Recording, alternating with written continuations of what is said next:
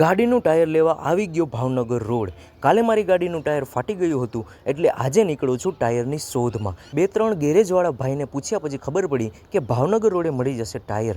એટલે આવી ગયો બીટી સોવાણી બસ સ્ટેન્ડ અને બસમાં બેસીને નીકળી ગયો આજી ડેમ બાજુ.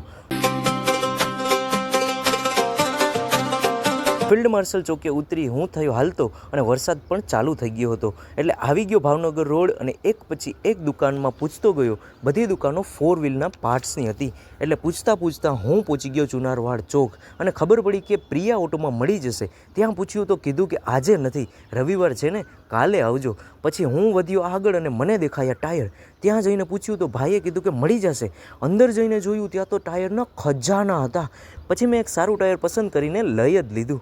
પછી રિક્ષામાં બેસીને આવી ગયો પારેવડી ચોક. ત્યાંથી બસમાં આવી ગયો ત્રિકોણ બાગ અને પછી જસાભાઈ આવી ગયા અને ગાડી લઈને અમે આવી ગયા યુનિવર્સિટી રોડ.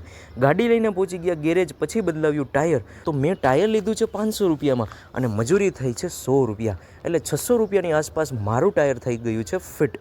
તો આજ માટે બસ આટલું જ. તમે લાઈક અને ફોલો જરૂર કરી દેજો.